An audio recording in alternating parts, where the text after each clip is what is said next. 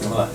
Seno Yokoso! Eu sou o Yukio, E eu sou o Takazu. Em comemoração dos 30 anos de Asebex, esse é o Natsukashi. um lugar para falar e lembrar de experiências de vida no Japão. Mas não é qualquer experiência, mas fica aí que já já você descobre. Então vamos deixar nossos convidados se apresentarem. Hiroshi onegaishimasu.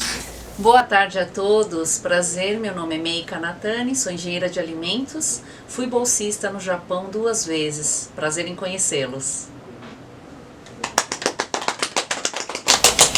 Olá a todos, meu nome é Thaís Watanabe, eu fui bolsista em 2017 e eu sou desenvolvedora de sistemas e muito prazer, estou feliz de estar aqui.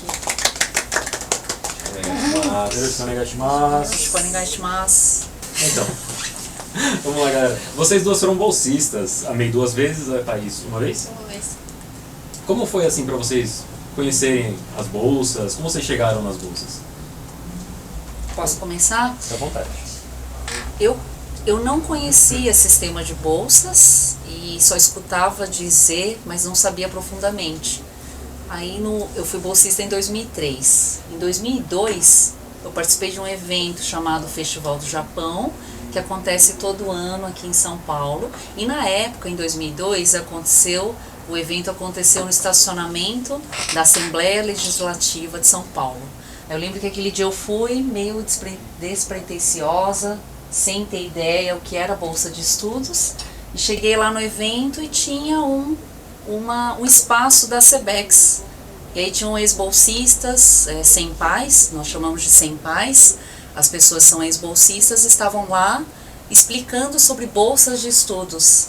E aí eu parei lá no stand da Asebex e aí comecei a bater papo com os ex-bolsistas e eles começaram a explicar, nós somos ex-bolsistas, estudamos no Japão, você gostaria de ser bolsista também? E aí fiquei a tarde toda no Festival do Japão. E depois desse evento, eu participei também do Koshukai, que é o evento preparatório aos futuros bolsistas ao Japão. E assim eu conheci o sistema de bolsas e fui bolsista em 2003. Mas quando você foi no Festival do Japão para conhecer, não foi exatamente para a bolsa. Foi para ir pro festival e lá você conheceu? Exato, no dia eu fui para comer um churrasco, né, tomar um refresco, assistir algumas apresentações de taiko e apresentações folclóricas. E aí, passeando no Festival do Japão, é que me deparei com o stand da Asebex. E foi fantástico, que as pessoas começaram a me explicar sobre o sistema de bolsas e que eu poderia ser uma bolsista no Japão e acabei me interessando muito. Nossa, foi muito na sorte então. Foi sem querer. Mas isso é legal. Mais ou menos sem querer, mas é interessante como a gente tem isso talvez já com sentimento, já de um dia estudar o Japão, só que isso ele estava como uma semente meio que a florescer. E aí o evento e encontrar ex-bolsistas chamou a atenção e acabou florescendo esse sentimento, né, de querer estudar no Japão. Ah, que legal. E você, Thaís, como foi? Muito radialista, né? Bom, comigo foi assim, para descobrir as bolsas, né, eu estudei japonês na Aliança Cultural Brasil-Japão, aqui na Liberdade, né, em São Paulo. Aí passando assim um dia no corredor assim da escola de japonês, eu vi lá que a JICA oferecia bolsas. Aí eu pensei, nossa, que legal, né? Dá pra prestar uma bolsa pra estudar no Japão. Aí eu fui vendo, né, pra saber como que funcionava. Só que aí eu vi que eu não tinha idade ainda, eu era muito nova ainda pra prestar bolsa. E eu pensei, quem sabe mais pra frente eu vou lá e presto uma bolsa, né?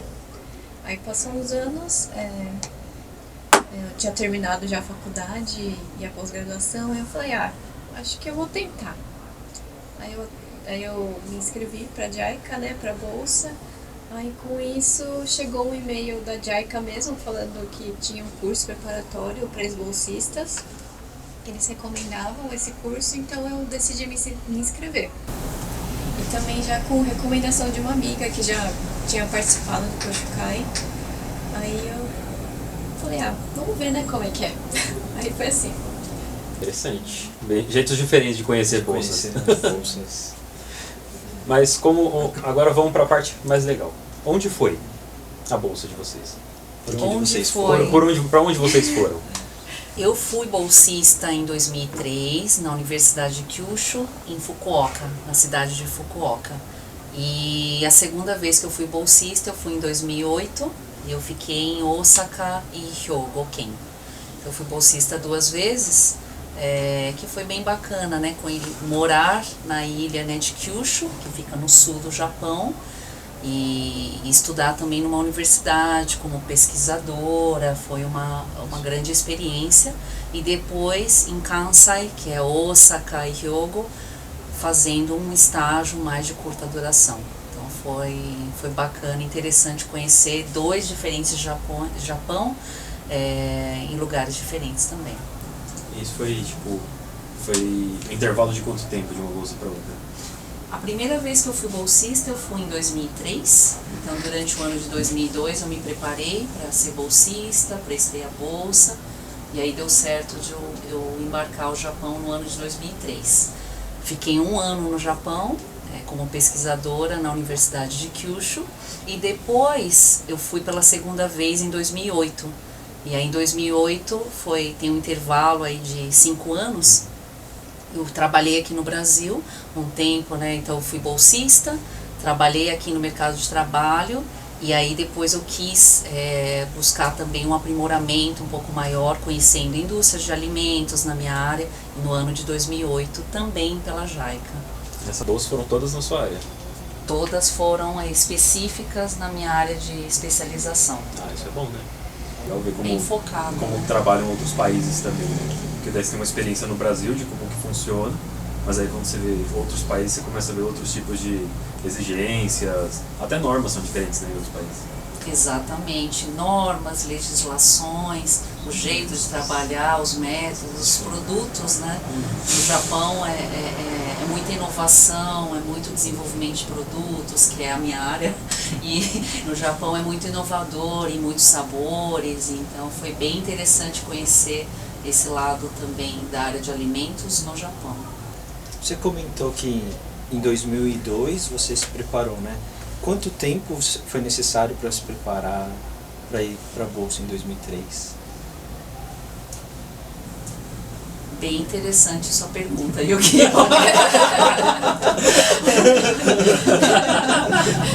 Porque eu posso dizer que quando a gente fala em preparação, aí vem a questão do próprio interesse em estudar no Japão. Eu comecei a estudar o japonês antes do português até, né? Quando eu tinha 5 anos de idade, eu comecei a estudar japonês. Então o japonês ele faz parte, né, do meu crescimento. Eu sempre tive esse amor pela cultura japonesa, mas de novo ele estava dentro, esse sentimento guardado. Na universidade também, quando eu continuei estudando japonês, na universidade eu cheguei a ser até instrutora do idioma de japonês na universidade. Engraçado, interessante que as minhas professoras no curso de idiomas japonês, na IEL, na Unicamp, elas falavam, você poderia ser bolsista um dia, né? A professora Kanami, a professora Fumiko. E eu falava, talvez, né, mas eu gostaria de fazer outras coisas. Então, na realidade, eu já tinha esse preparo durante a minha vida toda. Então, quando eu expliquei que eu me deparei com o Festival do Japão, foi algo que realmente eu estava em preparo a vida toda. E aí no evento, quando eu vi as condições para escrever um projeto de pesquisa e se inscrever na JICA, foi algo um pouco mais. Aí eu consegui me focar mais e me preparar com 6, 7, 8 meses de antecedência. Mas a gente pode dizer que talvez, não sei se a Thaís é semelhante, a gente acaba se preparando até muito antes, porque ir ao Japão não é algo que surge também do nada, né? Então a gente tem uma vontade, uma busca de um conhecimento, de um aprimoramento. Caso contrário, a gente não consegue embarcar para um outro país, né? Então acho que foi um preparo a vida toda. Não sei se pra saber assim, tô indo pro Japão, tipo, como que vai ser isso, né? Tipo, vou lá estudar, tá? E aí? O que eu preciso saber para ir para lá? Eu não vou chegar lá e falar, vim estudar. E aí? E agora o que eu faço? É isso aí. E você, Thaís? Conta pra gente. Como foi minha bolsa? Então, minha bolsa, eu fiquei em Kanazawa, na província de Ishikawa, e eu fui pela bolsa de treinamento Nikkei da JICA. Bom, essa bolsa, ela tem tanto para estágio ou para ficar em universidade, né? Aí a minha bolsa foi de ficar numa universidade fazendo pesquisa no Instituto de Tecnologia de Kanazawa. E lá eu estudei IoT, Internet das Coisas. Chegando lá, é que assim, eu nunca tinha mexido com IoT nem nada. Tudo eu fui aprendendo lá no laboratório mesmo. Foi uma experiência única e bem bacana. E como que é, assim, é que eu não entendo muito essa parte de tecnologia de informação, assim, é isso. Qual que é a maior diferença, assim, que você viu quando você chegou lá? Tipo, de estrutura até, não sei se estrutura de equipamentos. Nossa, eu tive um choque aqui lá, porque lá tem tudo. A universidade tem tudo quanto é máquina possível, todos os equipamentos para você fazer qualquer coisa assim que você queira, tudo tem lá. É outro mundo, realmente. Acesso, equipamento, então você pode fazer, tipo, pode desenvolver um negócio que você sabe que você vai conseguir trabalhar nele lá dentro. Na universidade eu acho que tinha até curso de fazer aeronaves, assim, um negócio bem bacana. Aeronave. Eu preciso de um robô. Calma, é tripulada ou não tripulada essa aeronave? Lá na universidade eu tinha um robôzinho, ficava lá parando a grama lá de boa. Com o nome do aluno, o nome do cara que desenvolveu pra cima, assim. Fala assim, olha ele passando ali, ó. Ah, que legal, porque a gente sempre assim, acho que uma das visões do brasileiro quanto ao Japão é uma coisa mais tecnológica, futurística. E também tem uma parte muito cultural, né? Aí você ter esse choque de chegar lá, olhar e falar, nossa, tem tudo que eu preciso aqui, ou tem mais do que eu preciso, eu nem sei usar essas coisas, acho que é muito louco, né? Sim, é um choque mesmo.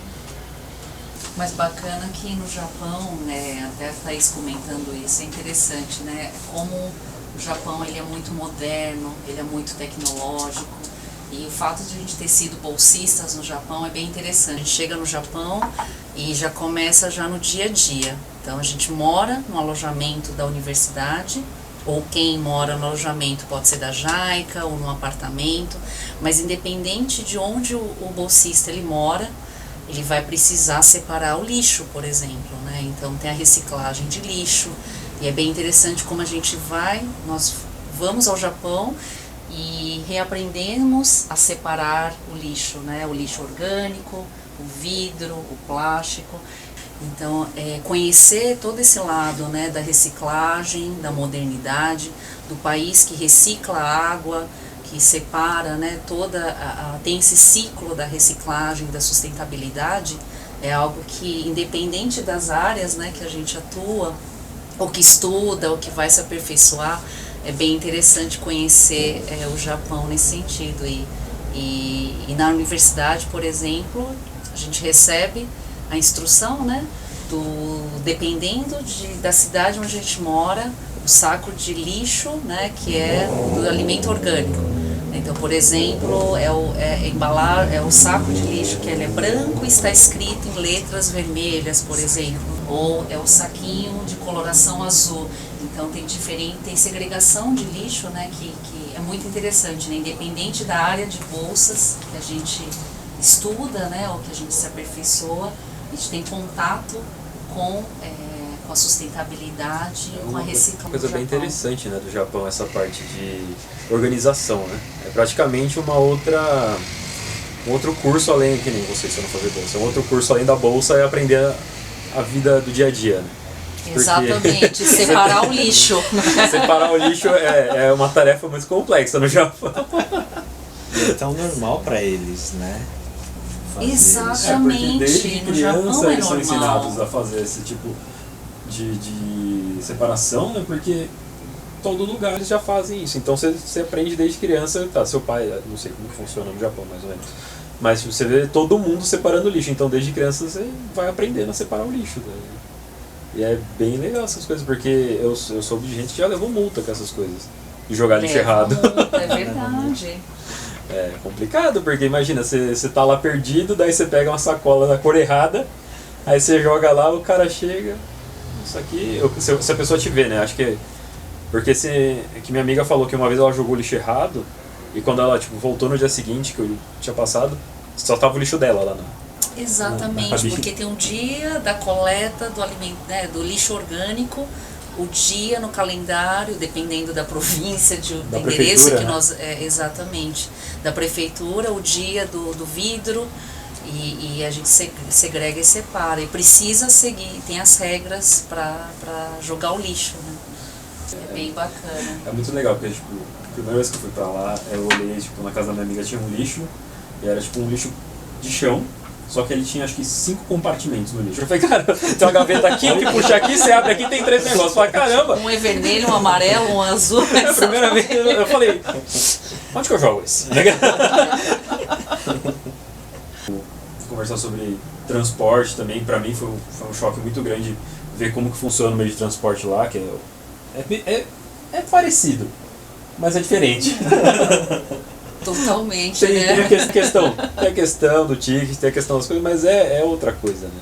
Que, assim, vocês tiveram quais experiências, assim, não pode ser dificuldade, mas uns perrengues, assim.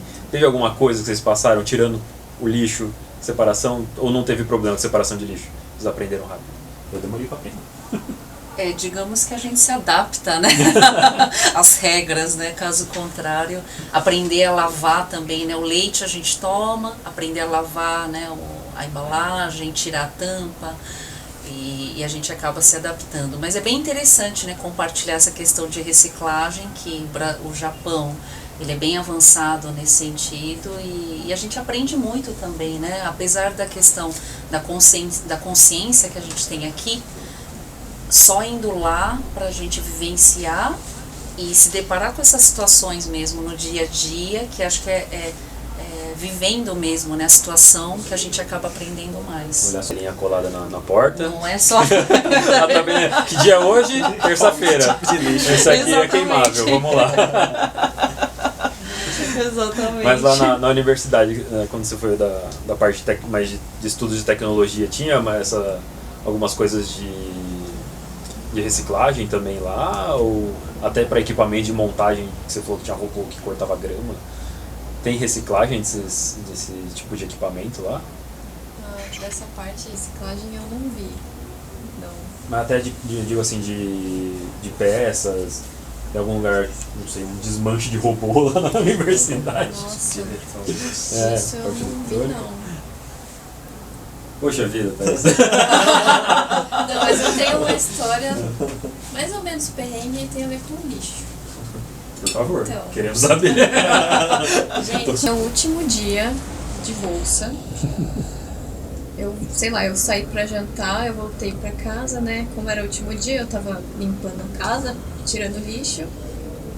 Aí eu tenho esse lixo aqui, eu vou jogar lá, né? Porque amanhã cedo eu já vou embora, né? Beleza.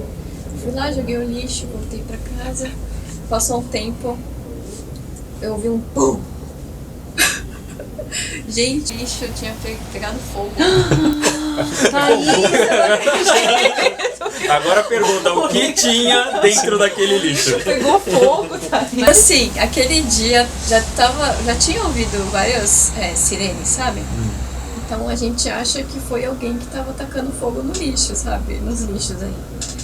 Aí o policial foi, né, lá perguntar, né, pra quem mora, né, se viu alguém estranho, assim.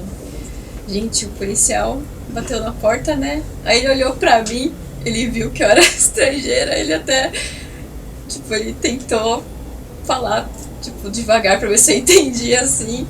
Aí eu falei, eu consegui responder as perguntas dele, né, ele perguntou se não tinha passado ninguém estranho, se você viu alguém estranho, assim.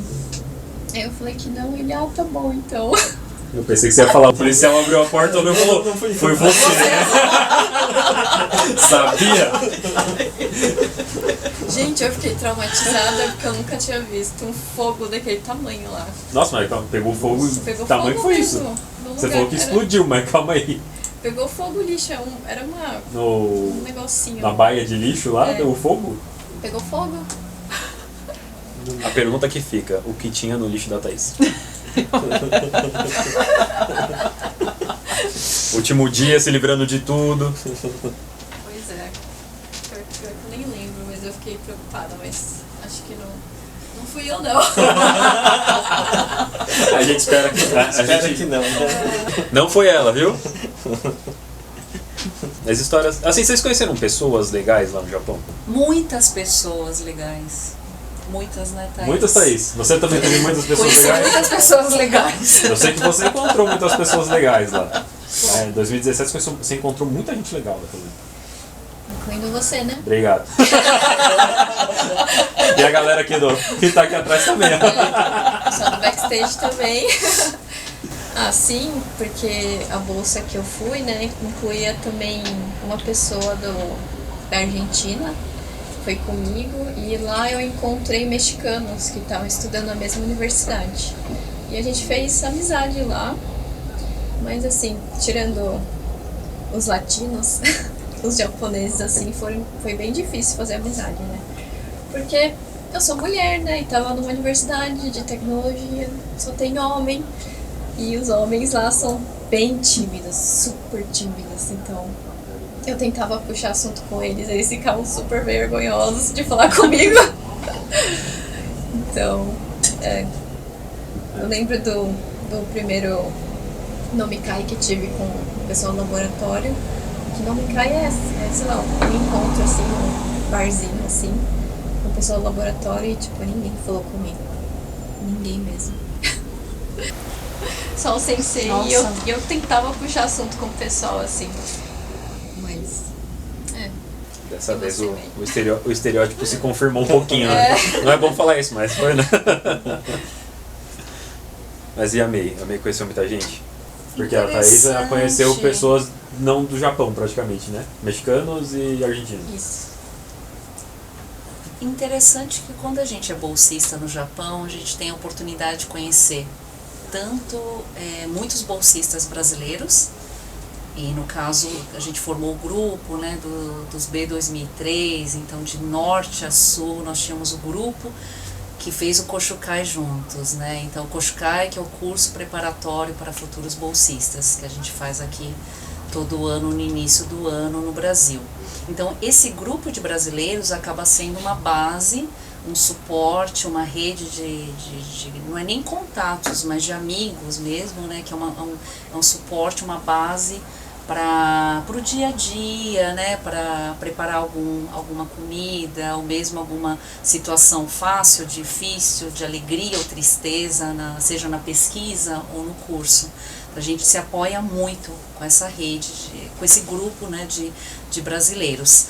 Além dos brasileiros, nós conhecemos também muitos latino-americanos ou americanos de outros países, da Europa também, que são as pessoas também, os bolsistas que moram, seja no alojamento, né, ou nas proximidades da universidade, que a gente convive muito com eles, e é uma oportunidade bem bacana, né, de praticar o espanhol, praticar muito inglês, e a gente acaba formando uma família que a gente congrega e cresce mais ainda essa família dos bolsistas. Um vai conhecendo o outro, Um vai conhecendo o outro, apresenta. E além disso também, do grupo de amigos que nós convivemos, né, um ajuda o outro, nós temos também, em alguns casos, a oportunidade de deparar também, de encontrar, eu tive a feliz oportunidade de conhecer voluntários japoneses. Então eles eram voluntários que ajudam os bolsistas que todos os anos vão ao Japão. Então eu sou muito grata, né, ao Saido-san, que é um borantia, que até hoje ele é voluntário no Japão, em Fukuoka, e ele levava os bolsistas, o grupo de bolsistas, para conhecer, por exemplo, né, um festival de verão. Vamos lá, né? Então ele apresenta, explica sobre o festival de verão e como, né, se divertir no festival. Conheci também o Masami-san também, que ele, até hoje eu tenho contato com ele, e ele sempre, todos os anos, ele ajuda os bolsistas JICA, ele gosta de conhecer, né, e ajudar os bolsistas. Então nós temos a oportunidade de tanto construir uma família, né, de bolsistas brasileiros, latino-americanos de diversos países também, E a gente tem a oportunidade também, em alguns casos, de conhecer voluntários, seja voluntários que fazem parte de uma associação, né, ou no caso do Massami-san também, ele era voluntário individual. Ele gostava de visitar o alojamento da JICA e conhecer os bolsistas, para levar para passear, para praticar o português, né? Ele queria treinar um português. Ele queria conhecer, ele queria praticar o português e os bolsistas ao mesmo tempo. Nós estamos lá, né, querendo praticar e aprender o japonês, então fica uma troca muito bacana também. Isso é bacana. Mas quando você estava na JICA, MEI também, que é um prédio com um monte de pessoas do mundo inteiro, teve choque cultural, assim? Você vê e fala assim, eu não sei, culturas diferentes. Que interessante. Porque assim, você convive, você sai do Brasil, você é ascendência japonesa, você tem tipo meio que a cultura brasileira, um pouco da cultura japonesa, ali você tem. Mas aí você vai para você vai pro Japão, só que você tá num prédio com gente do mundo inteiro. Existe algum... muito bacana isso, perdão que eu acho que você ia falar alguma coisa, não, mas a questão da troca de culturas, né, que é muito rico isso. Então a gente acaba cozinhando, quando eu morava na universidade, no alojamento da universidade, a cozinha era compartilhada. Então você convive com estudantes da Indonésia, estudantes chineses, coreanos, indianos, Bangladesh, de vários países e culturas, e a gente acaba trocando mesmo, né, experiências, receitas. Receita principalmente, né? Receitas principalmente. E é bem bacana que a gente acaba até conhecendo outras culturas e outras culinárias também. Então é bem rico nessa troca de culturas. E quando eu morei também no alojamento da JICA, foi bem interessante também, porque no refeitório da JICA tem um menu também, né? Menu para curry, né? Para indonesianos ou para quem é vegano. Então tem também menus específicos para pessoas de outras culturas que possam se adaptar também ao Japão, né? Porque realmente, como vocês colocaram, né? A gente chega no Japão, é um outro país, é uma outra cultura, uma outra gastronomia. Então isso também é bacana, porque é muito rico a troca, mas realmente pode ser um choque, dependendo, né, do bolsista na primeira vez, mas se a gente for avaliar de forma rica, de troca, positiva, a gente aprende e cresce muito, né, com as outras culturas também.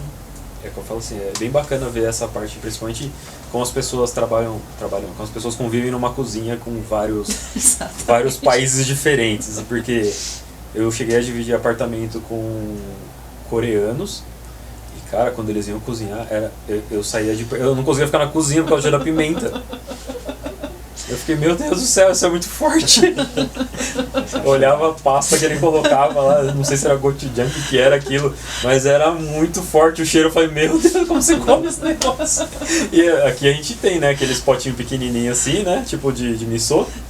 Só que lá eles tinham aquele pote de sorvete, assim. Eu falei, caraca, mano, o negócio é nervoso aqui. A Thaís teve alguma coisa assim? Esqueci de perguntar pra Thaís. Teve contato, assim, até com os mexicanos que comem muita pimenta? Não sei. A gente não chegou a poder cozinhar, assim, pra provar a comida deles, porque nem deu tempo, assim, de preparar alguma coisa. Mas eu tenho uma história assim, uma experiência de que eu conheci várias pessoas de vários países, assim, que é no Japan Tent, que é um programa de intercâmbio cultural, né, que é realizado todo ano lá na província de Ishikawa, que eles... os alunos, eles podem se inscrever para participar, né, de todo estudantes do Japão inteiro. Eles podem participar de um intercâmbio cultural que eles dão passagem para você ir lá para Ishikawa, e lá você pode fazer homestay, ficar numa casa de um japonês mesmo. Aí você sente assim, né, como que é ficar, como que é fazer parte de uma família japonesa. Aí nessa eu conheci gente de outros países, tipo da Alemanha, da Indonésia também. Aí eu tive contato com essas pessoas e foi bem bacana, a gente teve uma troca de ideias bem legal. Mas acho que a melhor parte, assim, né, de fazer essa troca, de fazer esse intercâmbio, assim, é saber o que motiva, o sentimento, né, que passa, assim, depois que você tá muito tempo longe de casa e você sente aquela falta de uma família, assim. Esse programa de homestay foi muito bom para trazer aquele sentimento de tenho uma família com quem eu posso contar, assim. Acho que é uma das coisas mais complexas, né, que ir para outro país é ficar longe de casa. Sim. Mas, rapidinho, voltando no Japan Tent. É porque eu já bateu aqui. Vou chorar. É hora de chorar, galera. hora da emoção. Música triste.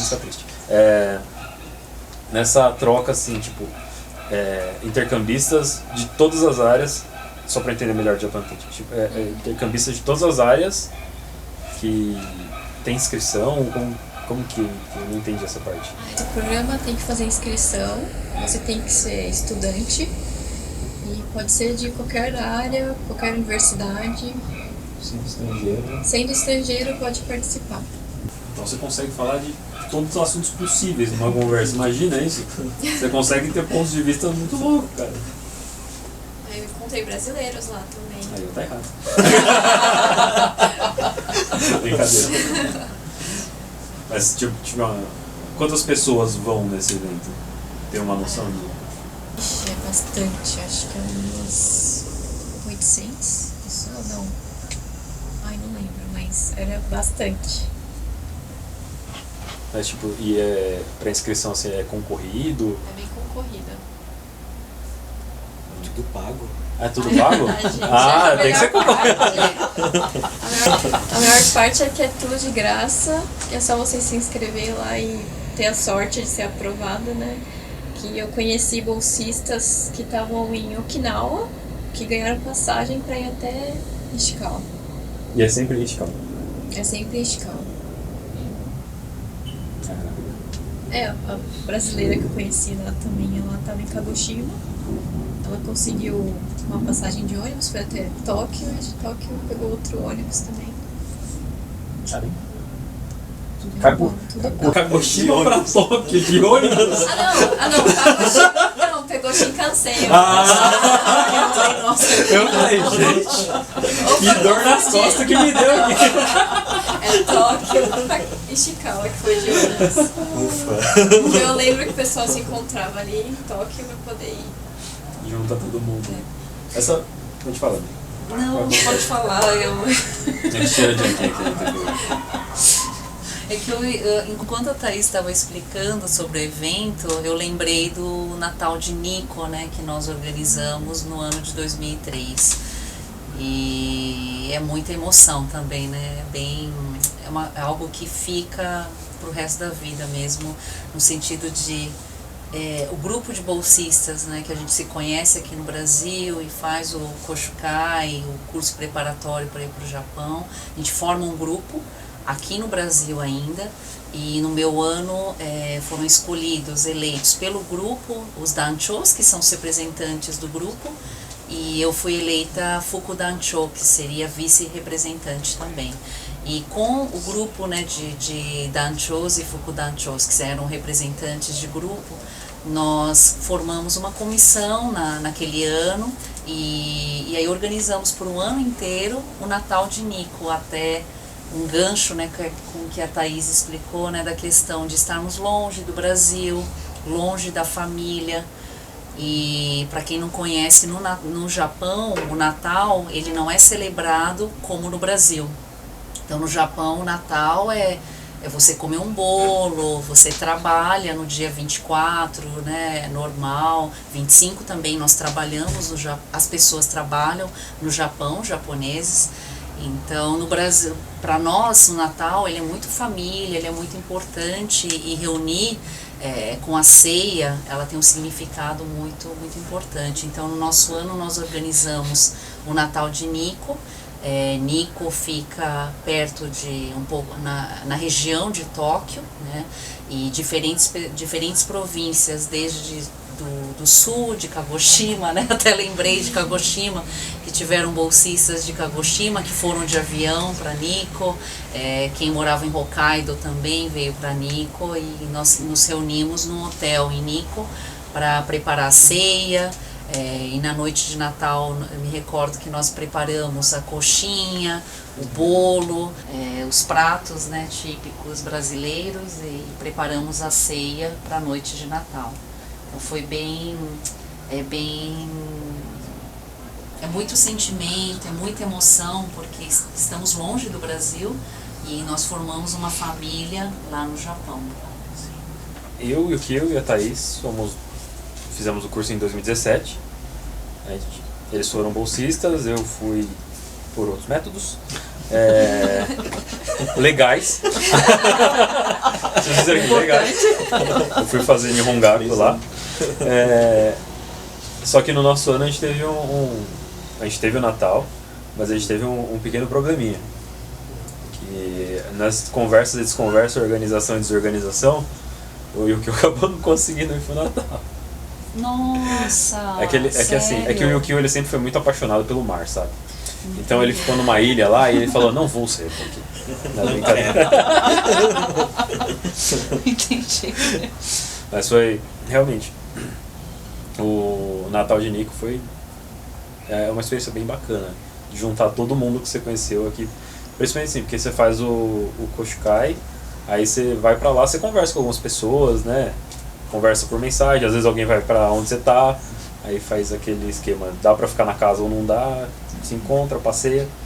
Mas no Natal, normalmente, quando o pessoal consegue se juntar, a maior parte das pessoas consegue encontrar um com o outro. Mas, realmente, essa parte de ter que trabalhar no dia 24, 25, atrapalha um pouco a situação. Porque eu falei, quando eu tava trabalhando lá, não, era da escola. Quando eu tava em Nihongaku lá, eles falaram, eu não lembro o que era, mas acho que eu faltei um dia, porque tinha aula. Eu falei, então eu tô indo pra Nikko, tchau. Levei mó bronca, não façam isso. É outra cultura, né? Mas ao mesmo tempo é bem bacana de compartilhar aqui também com vocês que conhecer o Japão, conhecer a cultura, nada melhor do que viver lá e sentir isso mesmo, né? É o que a gente até sempre diz na nossa entidade, com futuros bolsistas, ex-bolsistas. Conhecer o Japão ou vivenciar tudo isso não está nos livros, nas apostilas, não tem como no passar Google. isso, né? É só indo lá para você se deparar, né, com a questão do dia 24, 25, Ano Novo. É uma outra cultura, né? E é bem interessante a gente conhecer o verdadeiro sentimento da comunidade japonesa, dos japoneses, do Japão, e compreender um pouco melhor da cultura japonesa também, né? Que a gente passa a entender que aqui, quando eu morei, eu como eu expliquei, eu sempre estudei japonês e vinda de uma família japonesa, com ascendência japonesa, eu achava que eu era japonesa, morando aqui no Brasil. E aí quando eu cheguei no Japão, é que eu descobri que eu era uma estrangeira.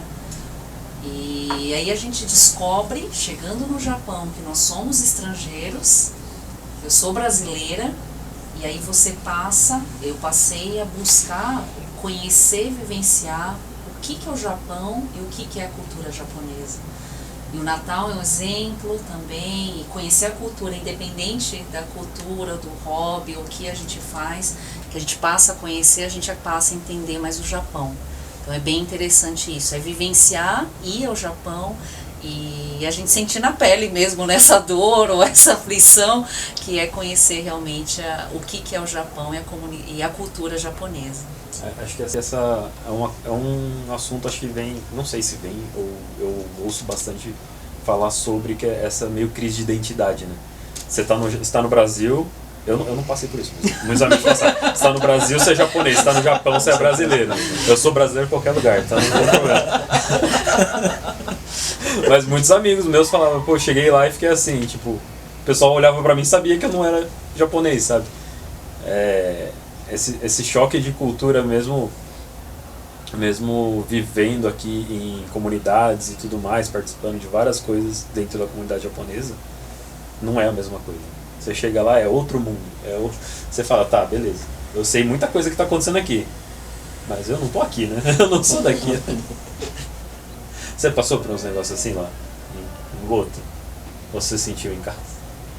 Eu me senti em casa. Tanto que as pessoas achavam que eu era japonês, né? Com essa cara. Tanto que eu usei o meu nome Robson. Que eu chegava assim, eu me chamo Robson. Que daí eles ficavam, opa, então você não é japonês, né? Aí, não, não sou japonês. Mas fora isso, foi bem tranquilo.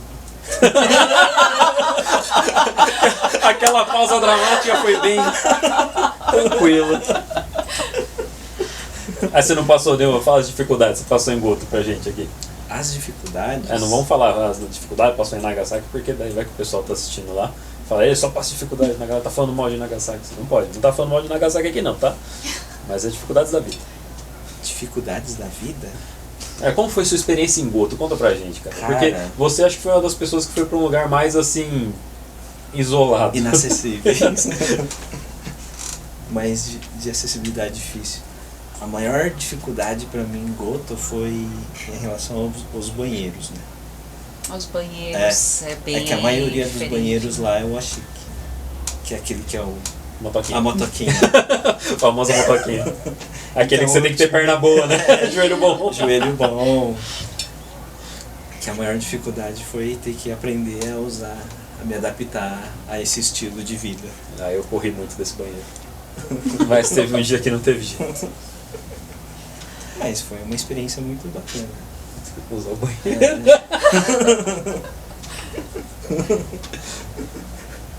Eu ia fazer a pergunta discreta, mas deixa pra lá, né? Mas vamos lá, a gente falou de Japan Tent, Natal de Nico. Teve mais algum evento que vocês participaram lá? Ou que organizaram? Sim, os bolsistas, né? Todo ano a gente se organiza para poder subir o Monte Fuji. Então, nós, bolsistas, a gente vai Meu lá. Deus, Monte Fuji. Foi lá que eu usei o banheiro. A motoquinha foi lá. Lá no topo, lá em cima. Gente, Foi os a banheiros do Monte Fuji são... Verdade, Calma aí que eu tô caindo Thaís. aqui. Todos os anos escala o Monte Fuji. Nossa, que experiência, né, Thaís? Meu Deus.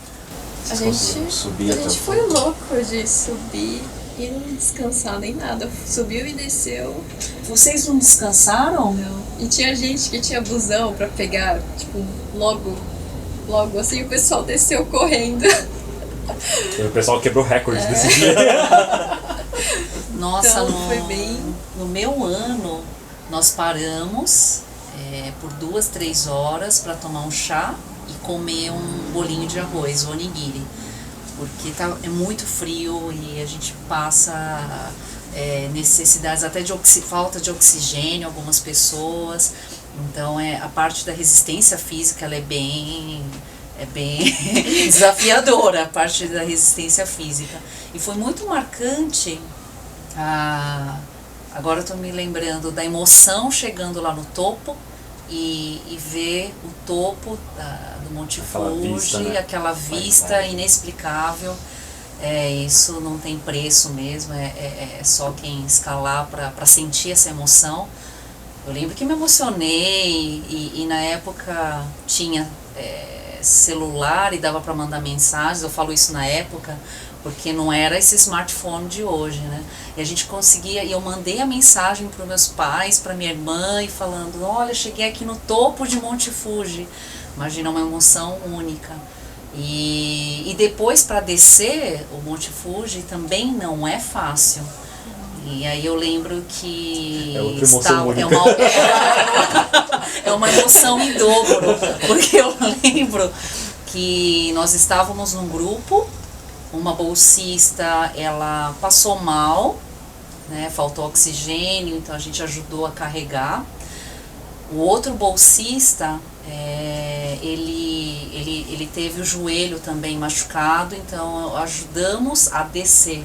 Imagina uma pessoa de 1,80 m com o joelho machucado, e aí nós, né, menores, ajudando uma pessoa a descer. E um outro bolsista, ele teve o tênis todo, a sola soltou, porque é tão desafiador as pedras, né, a descida. E aí, até vou comentar aqui, não sei se pode comentar, o Aires, né, ele teve a sola do tênis, estourou. Falei, Aires do céu, e agora? Como é que você vai descer? E mesmo assim, nós descemos em frente a todas as adversidades, todos descemos abraçados, unidos, e a gente conseguiu descer do Monte Fuji. Imagina a galera descendo assim, ó. Não, mas vamos explicar aqui, pra quem nunca subiu o Monte Fuji, ou pra quem nunca pensou, nunca pesquisou sobre isso. Como que é subir o Monte Fuji? Quanto tempo? Porque normalmente eu sei que o pessoal sobe de madrugada pra ver o sol nascendo. Sim, a gente planejou chegar... Chegamos na realidade no topo 2 da manhã. Caraca! Chegou cedão, né? E por isso que a gente parou para descansar, para tomar chá, né? E que foi o Hachigome, que é um nível quase no topo. Então, paramos para descansar um pouco e aí a gente conseguiu subir e finalizar no horário para enxergar realmente o nascer do sol. Mas aí foram quantas horas? Porque começa no Gomê, na estação 5, né? Da estação 5 até 8.5, né, que você falou? Foram Até quantas o nível horas? 8, né? Que foi um abaixo do topo, né? Esperto, porque daí não pega tanto vento lá em cima. Quanto tempo levou? Praticamente a gente acabou demorando mais. Então, a gente começou numa manhã para poder escalar com muitas paradas e pausas até chegar no Hachigome, que é quase o topo. Mas por quê? Talvez porque quando a gente escala, escalada de montanha é preparo físico, né? É gostar de caminhar. E é bem interessante compartilhar que muitas pessoas de terceira idade, muito bem preparados, escalam numa velocidade bem rápida. Mas no nosso caso a gente levou praticamente o dia inteiro para escalar. Caramba, mas que horas vocês começaram? Você falou que começou de manhã. Eu não lembro os detalhes, mas foi de manhã que nós nos encontramos para Antes do almoço escalar ainda? o dia inteiro. Caramba. Então mochila com chocolate, com nigiri, mantimento. bolinho de arroz, com tudo. E pra descer? E pra descer. Não, dá nem pra Você perguntar, lembra, né? Thaís, quanto Pra descer, tempo pra não tinha descer? sola do tênis, Tava com o joelho tinha um estourado. cara Machucado. gigante lá com o joelho zoado, desceu em 3 dias, né? Então, na minha experiência é que assim, a gente decidiu escalar o Fuji no dia do feriado da montanha. Então, tava assim de gente. Então, só pra formigueiro. subir a gente demorou muito. E teve gente No feriado vocês foram. Trânsito de pessoas.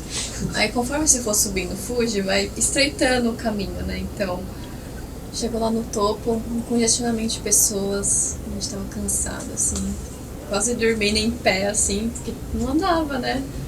Mas a gente chegou lá, tipo, faltando uns 10 minutos pra nascer o sol, assim, foi por pouco que a gente conseguiu subir. Foi bem...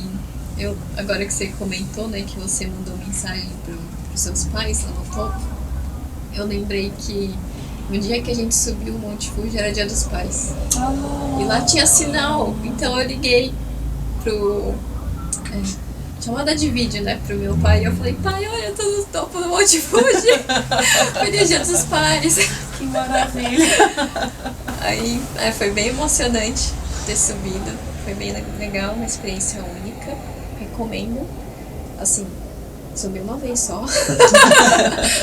Porque pra descer, aqui na descida a gente enfrentou chuva, né? Então tava super escorregadio. Nossa. E frio. Frio. E muita gente foi aquilo, né?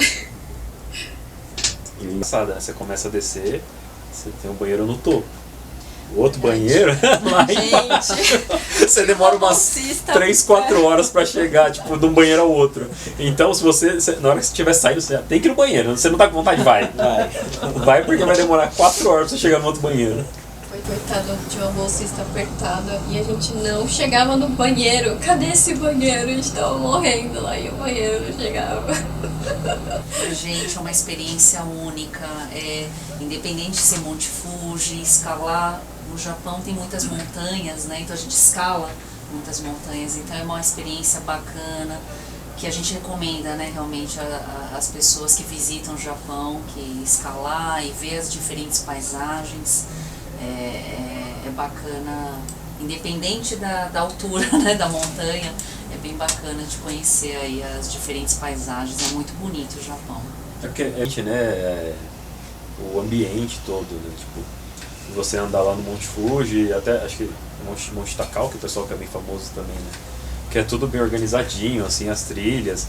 Não é uma escalada que você tem que botar a mão no... Às vezes tem. Mas não é uma escalada nesse nível. É uma escalada que você vai ali com... Qual que é o nome daquelas bengalinhas lá? O pessoal vai andando assim. O pessoal vai andando com as bengalinhas, dá pra subindo, né? O cajado, no Monte Fuji. É só felicidade aqui, né? Aquele negócio. Você subiu o Monte Fuji? Subi. A primeira vez foi com a Thaís. Eu parei umas 5 estações antes. Porque eu fui, nessa vez que a gente foi escalar, a gente andava, parava. Aí minha perna uma hora esfriou, tipo, o corpo esfriou. Eu falei, não consigo mandar. Minha perna não deixa. Tiveram de carregar? Não, eu parei. Eu parei como chama? Eu parei na parada. Aí eu fiquei na parada lá, perguntei, falei, nossa, tinha algumas paradas tem um camão lá, né? Tipo, meio que um hostel lá no meio do caminho. Só que é tipo Sanzen, você passar pousar, né? Pousar lá. Só que é um camão. Então, tipo, é um futon gigante e você se encaixa no meio da galera ali. Aí eu fiquei lá, aí o cara gritou, solta nascer, né? Eu falei, deixa nascer. Aí uma hora eu falei, eu quero dormir. Aí eu levantei, saí, aí mandei mensagem pro pessoal. A gente tá descendo. Eu falei, então onde? Daí a sorte é que onde eu tava tinha um acesso pra trilha de descida. Aí eu só passei pela trilha e fiquei esperando o pessoal passar. Daí eu desci com eles. Mas depois no final daquela temporada eu subi de novo. Aí eu falei, agora eu vou estar lá em cima. Demorei só 12 horas, mas eu cheguei lá em cima. Mas Só o importante a gente não desistir, né? E tava, como era o último final de semana que eu ia subir, tinha muita gente também. Nossa. Então a gente viu o sol. Eu não vi o sol nascendo do topo aí. Eu vou ter que a quarta vez. Porque essa vez a gente assistiu o pôr do sol, não, o sol nascer. Vou ver o pôr do sol nascendo. O pôr do sol eu vi também da subida. Mas a gente parou, tipo, a trilha tava assim, uma galera em fila assim, daí o sol tá nascendo, daí sai da trilha e continua subindo. Não, mas é mó legal. Porque essa vez eu vi dali, aí a outra vez que eu tava no topo, eu cheguei lá mó feliz assim, aí agora eu vou ver nublado. Eu olhei assim, eu falei, já nasceu? Porque tava escuro, agora tá branco. Foi difícil, mas um dia eu volto pra lá e subo de novo, que é um pouco mais de resistência, eu acho. A gente dá um jeito. Mas agora, vamos lá. Pergunta boa. Comidas no Monte Fuji. O que vocês comeram no Monte Fuji? Tirando o que vocês levaram na mala? Eu levei chocolate e onigiri, mas eu não sei se vocês levaram coisas mais incrementadas, né? Aí você comeu na 5 estação, na 5ª estação. No caminho a gente ia comendo, tanto que a minha mochila ela estava muito pesada. E tinha algumas pessoas que tinham mochila também leve, pesada, mas depois quando fui escalar percebi que a pesada acaba até... Você precisa usar mais energia para escalar, mas é importante estar bem preparado para uma escalada, seja de Monte Fuji, alguma montanha, É importante ter levar oxigênio, levar água, pode ser algum obentô, né, que é um prato pronto japonês, um onigiri, né, Levar bem o bentô pra importante. escalar um frio vai ser engraçado. Vai ser Você engraçado. fala no meio do caminho lá, vai Esquimona. Esquemou. Pô, não tem tonkatsu. E esse ovo aqui parece uma mão. Mas é que eu lembro assim, na quinta estação tinha. Tinha o que tinha? Tinha Koroki, acho, e tinha Nikuman, se eu não me engano. Aí a gente chegou lá, todo mundo conversando, a gente vai sair tal hora, então tipo, tinha, sei lá, 1h30 pra gente se preparar. Daí a gente olhou assim, vamos comer? Vamos comer. Aí chegar lá em cima, eu não sei se chegaram a comer, você falou que tomou chá lá em cima, né? Tomei chá lá em cima. Aí a gente chegou lá em cima, quando eu cheguei lá em cima, já não tinha muita coisa. Aí a gente tinha os kapuramen lá, né, os macarrão Também, instantâneo de né? potinho. Comeu? O capuramen lá no topo Você também. comeu? Nossa, não comi. A pergunta, quanto valia um kapuramen assim? Era caro, eu não lembro. Era caro. Caríssimo. Tudo isso. Era tipo goiacuém, tipo um bagulho assim, não era? Mas foi bom Mas, porque tava muito frio, sabe? Pra esquentar. eu lembro que eu tomei um café em algum lugar que eu falei, nossa, que café ruim. E pelo menos eu esquentei a mão. Serviu pra um monte de cerveja. Uma coisa que eu aprendi lá no Japão. O dia tá muito frio, você tá trabalhando lá de fora. Aí meu amigo falou assim, ó, a gente tava a trabalhar, eu fui fazer um baito numa demolição. Só que tá muito frio, foi no inverno. Era Tóquio, mas tudo bem. Aí eu cheguei lá, meu amigo falou, mão doendo, né? De luva, a mão doendo. Daí ele chegou e falou assim, ó, Tó. Ele me deu uma lata de café assim, eu falei, olha, quentinho. Quem segurando a lata assim, eu falei, nossa, que pra beleza. tomar? Não. Nem vou tomar isso aqui. É pra tomar? Não, é só pra segurar mesmo. Nossa. Técnicas que você aprende, galera que já mora lá há muito tempo. Rotokori, né? Que é o café quente. Foi uma coisa que me impressionou Nossa, quando eu fui comprar no impressiona Jido Hambai mesmo. aquilo. Eu falei, Café nossa. quente, né? Não, o que mais me impressiona não é o café quente, é que na mesma máquina tem E café lá- quente e gelado. Gelado, é verdade. Na mesma máquina. Você olha pra- Como funciona essa máquina? Que é uma coisa que era muito bom na Jido Hambai. Tem café com leite, né? Tem variações, é uma delícia, nossa. Essas diversidades diferentes versões de café, que nossa, tomava muito mesmo. Você vai lá e escolhe. Tem os de latinha e tem os que já saía, que era uma máquina mesmo, você colocava o copinho, né? e saiu o copinho. E tinha numa parada, não lembro onde que era essa parada, que ela tinha uma câmera junto no prato onde fazia o café. Tinha o pratinho, daí caiu o copo, né? E uma câmera, tinha uma TVzinha fora, a câmera acompanhava, tipo, que parte que tava do café. Eu falei, que legal, Aí tipo, mostrava a máquina por dentro. Eu falei, nossa, que bacana. É o tiozinho. Tem um senhorzinho lá dentro colocando.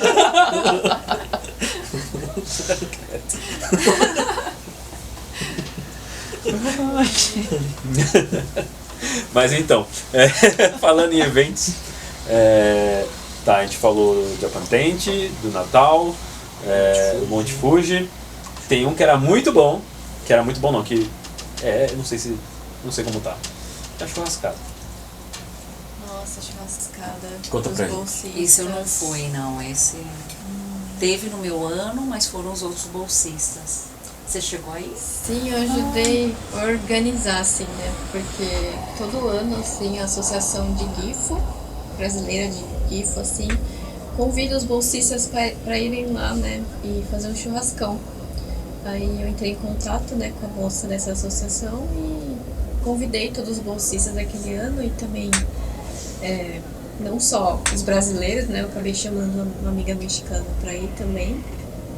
E nossa, foi muito bom, gente. Imagina, você já tá lá meses no Japão, aí você chega num lugar que tá cheio de carne. Nossa! Pra mim foi diferente. Eu cheguei lá e falei, Churrasco. nossa, quanta melancia, velho. Eu comi muita melancia. É verdade, lá tinha muita melancia também. A gente também, bolsista, é pobre, né? Não consegue comprar fruta. Fruta é cara no Japão, então... Nossa, também. Brilhou os nossos olhos só de ver as frutas lá. Não, mas ó, tinha umas 4 melancia cortadas ali, eu falei, meu povo, dá licença. Tava quente. Nossa, aquela verão. melancia tava muito boa, mesmo, pelo amor de Deus. Fruta é algo Nossa. que a gente acaba comendo. Eu comia banana e laranja. Era os que eu comprava também. Eu também. Era os que eu comprava Por também. que será? Eu fiquei feliz porque uma vez eu tava voltando do trabalho e do lado da estação tinha um caminhãozinho de um produtor, um pequeno produtor ali. Então ele tinha várias frutas e ele tava vendendo no caminhão. Aí eu olhei assim, tinha uma caixa de pêssego, né? Uau. Eu falei, pêssego japonês é bom. Aí eu falei, quanto que é? Aí ele falou, é a cuenca da pêssego. Eu falei, ai meu Deus, eu quero 5. Porque ele só vendia a caixinha. Ele falou, acho que ele vendia separado. Mas como eu não estava entendendo muito bem a nossa conversa, eu gastei igual a cuenca, 500 ienes, $5 de pêssego. Nossa, mas tava muito bom. É um negócio muito engraçado, né? Como, eu não sei se é o momento que você está passando, se você está tipo, muito feliz de estar indo em outro país. Tipo, porque acho que todo mundo que vai para o Japão, ou como bolsa, ou como viagem, é meio que uma realização de uma meta na vida, assim, né? Então você tá lá no ambiente. De um sonho, né? Você tá em alta, assim, né? Então você vai comer as coisas e você fala, nossa, a fruta é muito boa. Né? Fui comer melancia, eu falei, nossa, a melancia tá muito boa. Fui comer o peixe, tá muito bom. Fui comer morango, eu falei, meu Deus do céu! Morango é outra coisa. Passa a valorizar coisas que são comuns aqui pra nós e chega lá, a manga, imagina, manga, a gente não come lá, né, praticamente. E é aquela pequenininha, né, com outro preço, outra variedade. Então eu comi manga quando eu voltei pro Brasil também, porque lá a gente passa a não comer muitas frutas, né. Isso é verdade. Mas não que a bolsa ela é muito boa, ela é suficiente, mas a gente já passa a valorizar outras coisas que aqui quando a gente mora no Brasil Você tem abundância, é óbvio, né? e abundância, exatamente. Então, pessoal do Brasil, comam as frutas. Aproveita que é muito bom. Porque eu lembro que quando eu voltei, eu fui na feira e mandei foto da feira para alguns amigos. O pessoal falou, caramba, eu falei, quanto custa? Eu falei, comecei a mandar preço, eles, caramba! Se desse pra mandar pro Japão. Desse pra mandar, vamos exportar aqui, aí vai ficar mais caro. O que você comia de fruta, Thaís? Entrando no assunto mó de fruta, específico, né? Específico. Gente, eu comi o pêssego e realmente o pêssego é outra coisa. É muito, muito doce. E não é um pêssegozinho pequeno, é um pêssego grande assim, bem suculento. Que mais que eu comi? Eu comi o morango também, muito docinho também. Acho que uva também. Tava rica isso daí, hein? Também tô Esse achando, morango, porque uva eu não comia. Pilar, moça, pilar. É outra bolsa, gente. É outro nível. Outro nível. Outro nível de bolsa aí. E você, May, conseguiu comer fruta? Não, eu comia muita banana e laranja. E eu confesso a vocês que morando um ano no Japão, você começa a sentir, né, vontade de comer frutas que você come muito aqui no Brasil. E eu lembro que um dia eu fui no supermercado e estava vendendo um balde de maçã. E eu olhei e falei, gente, eu adoro maçã. E era caro, mesmo assim eu comprei o balde, porque eu falei, Comprei o balde e deixei a maçã lá. Gente, que saboroso! Que dava pra pagar, levei só o balde, a maçã ficou. Gente, foi inesquecível comer o balde, que vinham aqui umas 10 maçãs lá dentro, gente. Mas que maçã maravilhosa, suculenta, ela é grande. E as maçãs produzidas no Japão também têm um outro sabor. E era caro, mas mesmo assim eu comprei pela vontade que eu tinha de comer maçã. Tem uma cidade lá que é muito famosa por maçã, não é? Exatamente, Aomori. Aomori. Aomori. Não comi. Não comi essa maçã. Não cheguei a comer maçã. Nossa, mas é muito engraçado. Porque o que eu ficava mais incrédulo, assim, como a gente falou, né? Tem muita abundância aqui. Aí você chega, por exemplo, em Shibuya, que tem um cruzamento lá, que é o famosão. Aí tem um canto daquele cruzamento lá que tem uma loja de frutas. Exato. O negócio é disposto como se fosse joia. Tipo, é uma fruta aqui, 15 centímetros. Outra fruta, 15 centímetros. Só caramba, o melão tá numa almofadinha. Eu fiquei, meu Deus. Daí tinha o ovo do Godzilla, que era uma melancia dessa lapa, assim. Era uma melancia gigante, custava acho que $300. Até por isso 3 mil, que não lembro agora, era um valor absurdo. Quando a gente visita alguém, né, no hospital, no Japão, ou quando a gente visita alguém, a gente leva como presente uma fruta, até porque ele é muito valioso, né, ele tem um valor muito alto, ele é valioso, você deseja a saúde à pessoa, né, e acaba sendo um presente bem bacana, né. Levar um melão, né, por exemplo, melão, abacaxi. No Brasil a gente vê na feira, né, enfim, em muitas quantidades, mas no Japão ele acaba sendo como se fosse um tesouro mesmo, né, algo muito valioso. A área para plantação, para cultivo, né, é muito pequena. Então tem muita coisa que é importada também, né? Não sei se você chegou a ver, mas a laranja que eu comprava tinha etiquetinha da Austrália, assim. Exatamente. Todas tinham coalhinha lá. Cada laranja, separado. A maior parte das frutas elas são importadas, né? Então o Japão ele depende muito da importação para frutas, né? E não só frutas como diversos outros alimentos. A banana ela era importada também, de onde que ela era? Do Equador? Não, mas não é Sudeste Asiático? Acho que Também Filipinas. Filipinas, ela é importada de diversos países também. Agora, uma fruta que eu tomei, eu não vi a fruta, mas que eu tomei o suco, foi lá em Okinawa, que foi de tiquaçá. Que, nossa senhora, é muito bom. Parece uma tangerina, uma mexerica, alguma coisa nessa vibe assim. Aí eu tomei aquele suco e falei, meu Deus do céu, isso podia vender lá pra cima também. Só vende Okinawa. Fiquei triste. Aí eu catei, comprei uma garrafinha e levei pra Tóquio. Cheguei lá tomando meu suco. Cara, é muito bom aqui. É uma fruta de lá?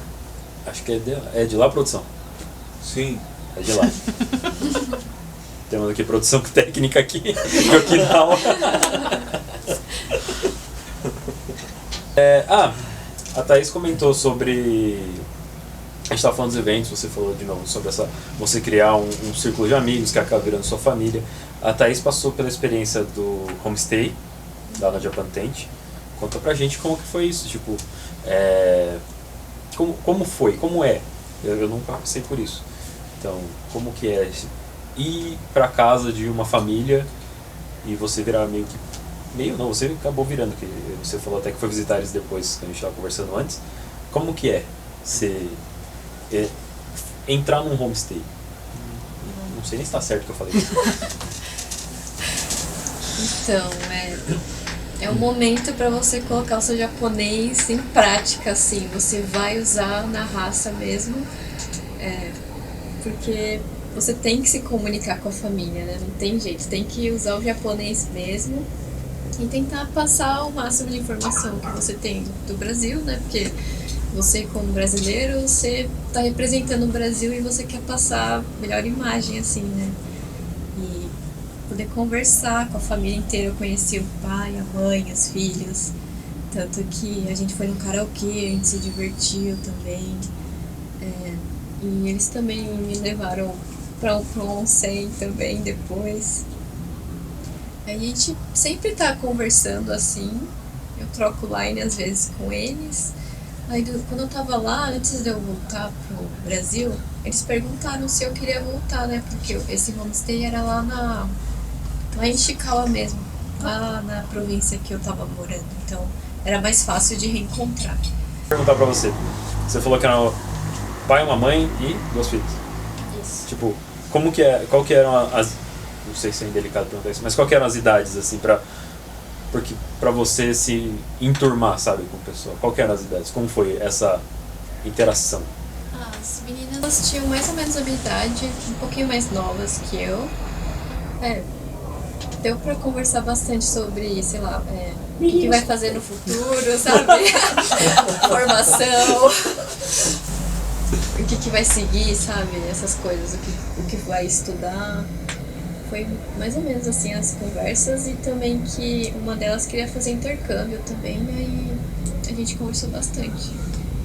Porque acho que ela queria ir pro Brasil também, uma coisa assim, mas acabou indo para outro país, assim. Porque daí você consegue compartilhar mais ainda, né? De forçar o Nihongo, de forçar o idioma para você aprender também, de conseguir se comunicar, e você passar essa experiência de você estar falando como é a sua vida indo para outro país para ela se preparar para ir para outro. Né? Nossa, isso é bem legal, eu gosto. E o que mais? O que você cantou no karaokê? Gente, eu não lembro mais. Mas eu lembro que a mãe cantava muito bem. Ela cantava muito bem. Nossa, eu fiquei impressionada. E você, canta bem? Não. Dá uma palhinha pra nós aí. Não. Perrengues aqui. Não passou perrengue no Japão, vai passar aqui, ó. Aqui. Vai, conversa. Mas eles foram com uma família pra mim lá, eles perguntavam se eu precisava de alguma coisa, estavam sempre preocupados comigo, se eu precisava de alguma coisa, ligavam, davam mensagem. Ah, isso até depois que você saiu. Quanto tempo você ficou com eles? O homestay? É. O homestay durou uns 3 dias. Nossa, é bem rápido, né? É porque é por causa do Japan Tent, né? É junto, né, com o evento. Na verdade, no Japan Tent são 3 dias de homestay no interior de Ishikawa, aí são mais 3 dias na cidade de Kanazawa. Só que como eu já morava em Kanazawa, eu não podia fazer homestay na cidade, então. Não, mas agora me veio uma outra dúvida. Vixe. Ela falou que eram umas 800 pessoas.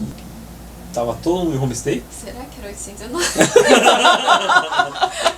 Mas era bastante, gente. E era na cidade do interior. Imagina, a cidade ficou povoada 3 dias, aumentou todos os índices da cidade nesses 3 dias, explodiu de vendas. Não, mas lá enche de estrangeiro mesmo, nessa época.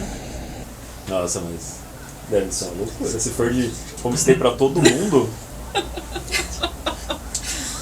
Você concorda comigo? Deixa muita gente. Mas eu acho que é bom pra quem mora lá, porque eu acho que eles ganham alguma coisa em troca, assim. Assim. Bom, só aumentar os preços nesses 3 dias, né? As lojas ficam felizes. E Kanazawa é mais ou menos uma cidade histórica também, né? Tem muita coisa cultural lá também. Tem um dos jardins mais bonitos do Japão. Então, quem puder visitar lá também. Vamos pra Kanazawa, um dos jardins mais bonitos do Japão, galera. Qual que é o nome Propaganda do de jardim? graça. Kenrokuen. Fala pra câmera, fala pra cá, pra cá. Kenrokuen.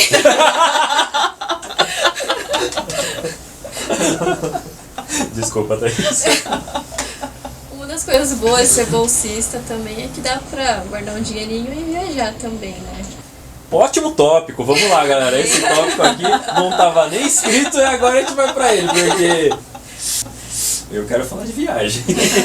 Conta pra gente. Pra onde vocês foram viajar? A ideia é fazer amizades com os outros bolsistas pra você ficar na casa deles depois, né? Né, Pri? A Pri tá no backstage aqui, ela foi comigo. Eu fiquei lá no dormitório dela. Quando eu viajei pra Kyoto, eu passei um pouquinho, né, com ela lá. Fui pra Kyoto, fui pra Osaka, fui pra USJ, Universidade. Universidade do Japão. Universal. Universidade do Japão. Universal, né? Universal Studios do Eu Japão. fui com os mexicanos lá. Aí fui pra Tóquio também, fui pra Nagoya. O que mais? Fui pra Gifu, né, pra churrascada. Fui pra Nagasaki também. Fui pra Fukuoka. Acho que... Bastante, né? Quando a gente é bolsista, é um tema bem interessante, né? Viagens. Quando eu fiz o Kochukai, eu lembro que os senpais, né, que são os ex-bolsistas, davam palestras E exatamente eles compartilhavam nessa dica. Façam amizades, conheçam as pessoas, que lá você vai ter oportunidade de encontrá-los pelo Japão. Dito e feito, chegamos no Japão, incrível. Como nós temos um mapa, né, do Japão com os bolsistas e a localização, e a gente percebe que tem bolsistas em Hokkaido, no norte, até o sul, né? Então Fukuoka, Kagoshima, Okinawa. E é bem interessante que no Japão a gente tem navio, ônibus, Shinkansen, que é o trem-bala, metrô, trem às vezes não é tão rápido, mas dá para se locomover também. Tem todas as formas de a gente viajar no Japão e conseguir viajar de norte a sul também, encontrando muitos bolsistas. E os bolsistas também vieram para Fukuoka também, de diversas formas também. E ficavam ou no meu apartamento, no meu alojamento, né, no caso da Kyudai, e também nós tínhamos outros bolsistas no mesmo alojamento, então a gente dividia, olha, o pessoal fica aqui no alojamento do Rafael, no alojamento da May, tinha a Juliana também no meu ano, que ela morava próxima também, um outro alojamento, as pessoas pousavam lá também, então nós tivemos essa troca, né, de contatos, né, muitas viagens e oportunidade também de conhecer, tanto conhecer novas pessoas, novos lugares também. Então viagem é um tema bem interessante mesmo, que a gente passa a conhecer muito mais do Japão. E até viajar é tipo, eu tô indo pra lá, alguém conhece alguém que tá lá, você vai encontrar uma pessoa que você nunca viu na vida. Fiz muito isso. Mas aí, qual que foi o mais marcante? Não vou falar melhor porque aí fica meio complicado, mas qual que foi, tipo, dessas viagens, assim, o que vocês acharam de mais fantástico, assim, ou mais legal, ou mais bonito, ou mais ruim? Fala com a gente, Thaís, fala com a gente. Foi uma experiência diferente, assim, vai.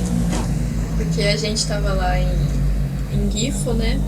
Aí a maioria do pessoal que tava lá era de Tóquio, né? E naquela época podia usar o Hachikipo, que é um ticket diferente, né? Porque você pega trens ilimitados por um valor, assim, que sai bem mais em conta. Então, a gente foi de Gifu até Tóquio, fazendo acho que umas 10 ou mais baldeações de trem.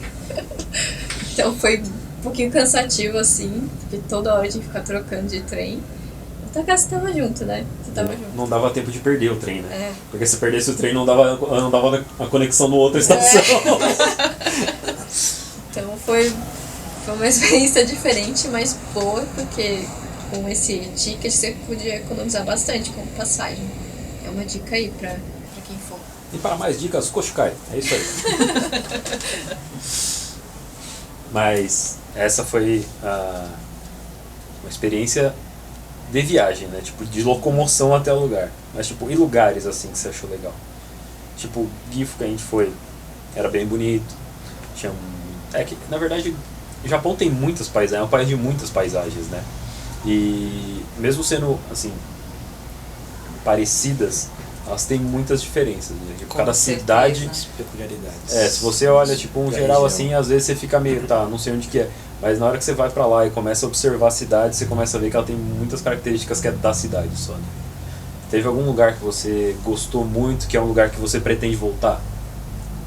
Uma cidade que você queira viajar de novo? Eu não sei se faz muito sentido essa frase, mas um lugar que você queria voltar pra visitar, viajar de novo. Mas... Gente, eu sou muito suspeita, mas Kanazawa. Porque lá é muito bonito e tem um monte de coisa que eu gosto, tipo o agashi, sabe? Conta pra gente, o que é o agashi? O agashi é doce japonês, é aquele que você come junto com matcha, com chá verde, né? Que eu gosto muito da cerimônia do chá, né? Eu gosto dessa experiência, então lá pra mim foi bem legal, porque ele é bem famoso também pelos doces. Então, pra mim, Kanazawa. Só pode ser Kanazawa. Só pode ser casal. Gosto de pessoas decididas assim. Vamos ver a resposta da minha. Eu sou sujeita a dizer também, porque eu morei em Fukuoka, morei em Hyogo e morei também em Guma. O Japão, ele é lindo de norte a sul também, né? Então, para quem deseja viajar ao Japão, independente da província, cada província ela tem uma beleza natural. Ela tem onsen, onsen, né, que são as águas termais, tem as montanhas, as belezas naturais, cachoeiras, mar. Então o Japão, eu sou sujeita a dizer que é realmente muito lindo e maravilhoso. Então, se vocês forem para qualquer lugar do Japão, o Japão em si ele tem as suas belezas, né, particulares em cada província. Particularmente para mim, eu gosto muito, até pela minha origem, né, dos meus parentes e no caso da família da minha mãe e do meu pai, eles são da região de Kansai, que no caso Okayama e Osaka. Meu pai nasceu em Osaka, ele mudou para Okayama com a família dele, e minha mãe ela é de Hyogo-ken. E eu sou, particularmente, eu gosto muito dessa região, né, de Hyogo, também pelas belezas naturais, porque eu ia muito também, morei lá também muitos anos, e eu gosto muito até do Ijinkan, né, que é o bairro dos estrangeiros, que tem muitos museus, muitas casas, né, bonitas, né, um bairro também turístico, e quando você caminha mais para o mar, você consegue visualizar o mar e todas aquelas paisagens bonitas também, a montanha. Então, Hyogo-ken eu tenho um carinho muito especial, mas é porque é particular meu, do coração mesmo. Mas o Japão em si ele é lindo e maravilhoso. E quando vocês falam de viagens, a gente tem muitas histórias de bolsistas. Tem histórias também, né, de Hachikipo, né, com os amigos, né, de ônibus e dias viajando. Então, muitas aventuras, muitas viagens também. E eu compartilho aqui com vocês uma viagem que para mim marcou muito, por eu ter sido bolsista em 2003, e porque naquela época a minha avó ela ainda estava viva, e eu tenho orgulho de dizer isso, que eu acho que eu tive sorte de ter sido bolsista no ano que a minha avó ela ainda estava viva. Então eu morava em Fukuoka, no sul do Japão, e era muito caro pegar trem bala, porque a gente é bolsista, a gente acaba calculando, né, os custos e os transportes. E o jeito mais econômico de ir para Hyogo, que é outra ilha, era ir de barco. De navio, perdão, de navio. E eu ia...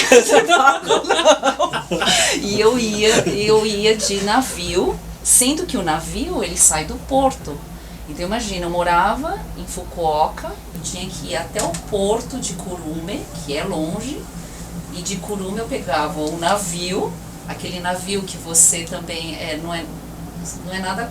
não é confortável, mas ele balança muito, você viaja toda a madrugada. E aí eu chegava, se eu saía sexta-feira, chegava sábado de manhã em Hyogo, e aí eu encontrava minha avó, que ela estava no hospital e ela não falava, ela não comia, ela só estava com soro.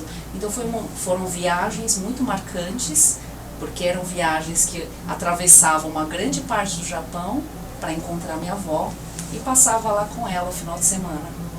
Ai, sim. Agora emocionou todo mundo, não dá certo. A minha na hora você começa com esse negócio de emocionar os outros. Tá chorando. Perdão que eu lembrei dessa história, mas é porque eu lembrei da época de bolsista, que foi muito marcante. Vocês falaram de viagens, a gente viaja tanto pelo Japão, independente de ter parentes ou parentes no Japão ou família, eu acho que cada um tem uma história específica de viagem ou encontrar pessoas especiais no Japão, né? No meu caso era atravessar de navio e voltar também, né? Que eu voltava de domingo, aí atravessava também de Hyogo até Fukuoka, e segunda-feira de manhã eu estava no laboratório. Mas eram viagens assim, que foram muito marcantes e importantes também. Ah, sim, com certeza. Porque no ano seguinte ela chegou a falecer, né?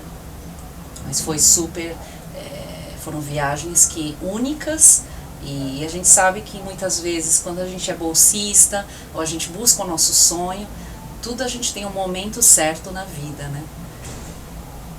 E provavelmente aquele momento era para eu estar no Japão com a minha família. Ai, meu Deus. No lugar certo, no momento certo, tudo certo. Momento silêncio de reflexão, galera. Mas me fez lembrar que também, antes de eu ir pra bolsa, assim, o meu Jichan, meu avô, aqui, eu não tenho cara, mas eu sou mestiça, meu pai é japonês, né? E me lembrou que antes de eu ir pra bolsa, assim, acho que a Jaika tava fazendo umas perguntas, né, sobre esse descendente, né, essas coisas, e me fez questionar, assim, né? Tipo, eu nunca cheguei a falar com o meu Jichan, né? Como é que era a vida antes, assim. E foi só por causa da bolsa que eu comecei a pensar em questionar essas coisas, né? Como é que foi a vida antes, assim, né?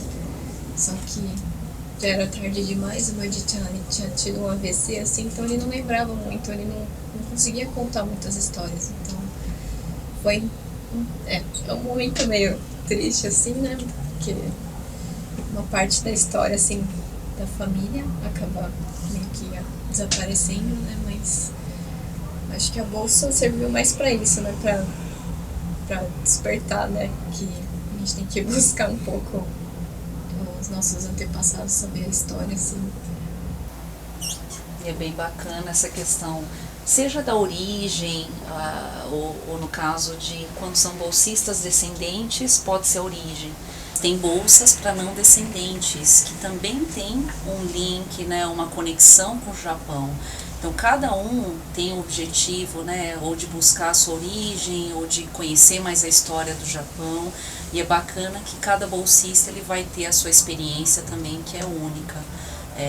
No meu caso, até é bem interessante, quando a gente fala de origem, né, Thaís, que você buscou conhecer a origem, um pouco mais da sua família.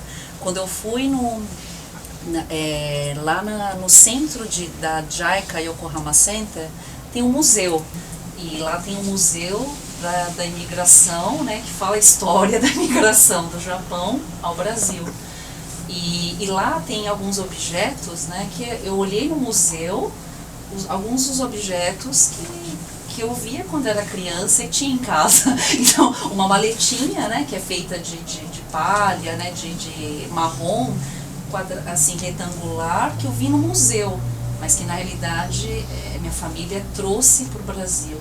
Então, na verdade, hoje nós estamos aqui até compartilhando sobre bolsas, né, sobre as nossas famílias, ou por que tem as bolsas, exatamente por toda essa história da imigração, né, que os imigrantes japoneses trouxeram um dia, né, desde 1908, né, que foi a primeira imigração.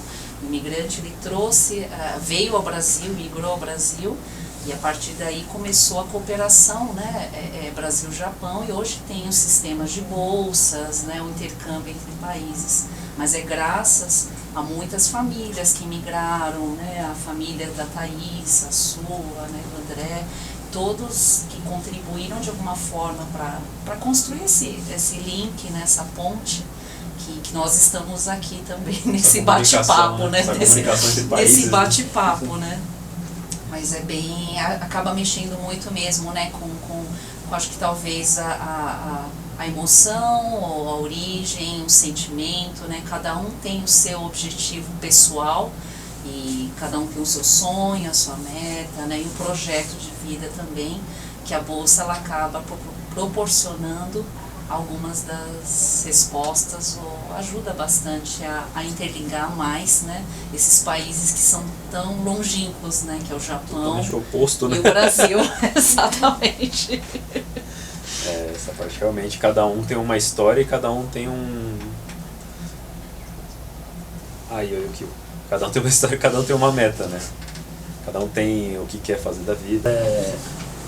É bacana ouvir esse tipo de história ou de experiência de vida que vocês tiveram, que muitas pessoas têm, na verdade, e às vezes não compartilham, até porque é uma coisa bem pessoal, bem particular.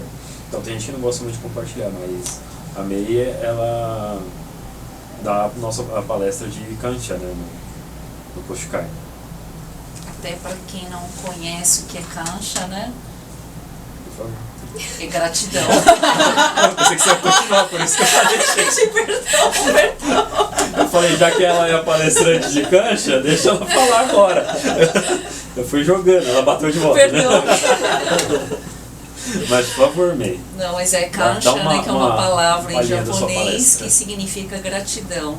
E até é bacana a gente tá trocando essa ideia, esse bate-papo, porque é exatamente isso, né? Muita troca de experiências, muito bolsista, ajudar o bolsista, seja o ex-bolsista, né? Ajudando os futuros bolsistas, né? Os futuros bolsistas formando grupo, ou mesmo as pessoas que nos auxiliaram a chegar até aqui, né?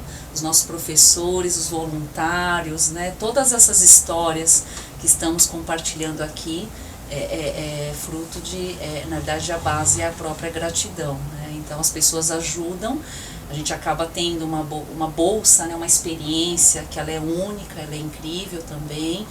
De novo, ela é uma experiência fantástica, única, que vale muito a pena, mas acaba tendo algumas dificuldades. A própria Thaís comentou, né? Da saudade do Brasil, a gente comentou da diferença cultural, da diferença, né, gastronômica, enfim, tudo isso acaba sendo uma nova experiência e a gente acaba realmente encontrando muitas pessoas no nosso caminho que nos ajudam bastante.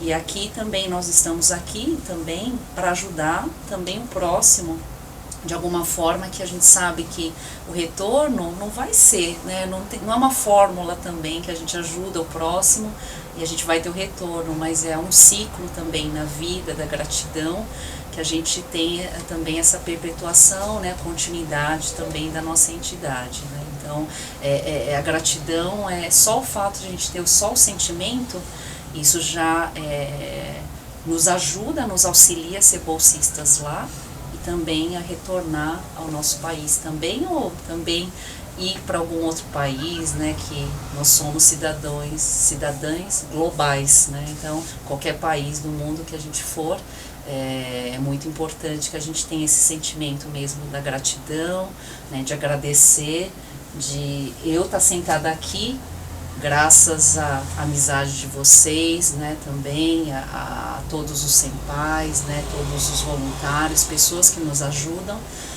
a Thaís também, né, gratidão a Thaís, a todo o time dela, né, todos a turma, os amigos, realmente a gente não chega até aqui hoje com saúde, com alegria para compartilhar sem a gratidão. Então é muito importante esse sentimento da gratidão para que a gente possa perpetuar, ou pelo menos cada um ter, né, sentir a sua gratidão e carregar consigo para a vida. Momentos de reflexão agora. A gente só tem a agradecer por vocês compartilharem a história de vocês com a gente e mostrar também que a oportunidade que a Bolsa dá pra gente não é só a experiência que a gente vai ter lá, mas também reflexões, como a Thaís teve agora, que a entidade fez com que ela refletisse sobre, em relação aos antepassados dela, sobre buscar essa história. Legal, né? Isso daí só foi graças a essa oportunidade de vocês poderem ter uma bolsa, ou prestarem uma bolsa. Arigatou pelo compartilhamento. Imagina. Ai, que emocionada. Isso aí, gente.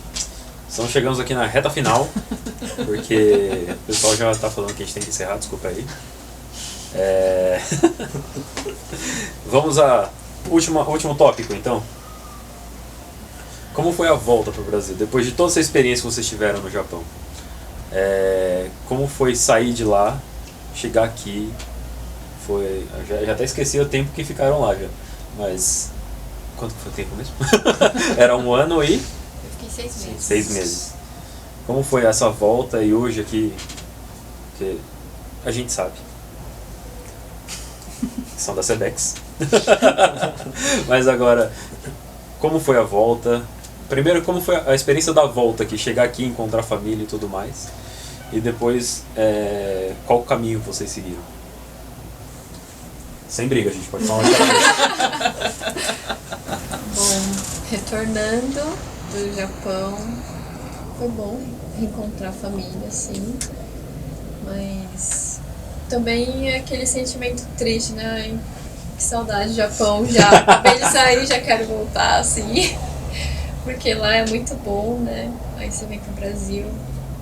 É que pra mim foi uma experiência pessoal, assim, ruim, porque eu tenho muita alergia, então voltei pro Brasil, eu fiquei meses espirrando sem parar, então pra mim foi meio ruim. Mas, tirando isso, assim, eu voltei com o intuito, tipo, o Kochukai foi muito bom pra mim, pra minha experiência, me preparou muito bem. E eu pensei, eu quero continuar ajudando os próximos, né? Porque a gente tem que dar essa continuidade, né? Porque eu conheci o meu senpai, né? O bolsista que foi um ano antes, ele me ensinou bastante coisa, assim, que foi bem importante pra minha bolsa. Então, eu achei importante eu dar essa continuidade também. Eu não sei se com a May foi a mesma coisa, voltando. Bem bacana você compartilhar isso, Thaís, porque quando eu voltei ao Brasil também em 2004, também eu fui ajudar a Sebex como voluntária, e aí na época estava sendo constituída uma diretoria e eu fui vice-presidente da diretoria da Sebex em 2004. E aí com esse sentimento também de ajudar ou de engajar na sociedade, de estar com a comunidade, em 2005 eu assumi a presidência, né, que no caso hoje a Thaís é a presidente da Sebex. Aí presida.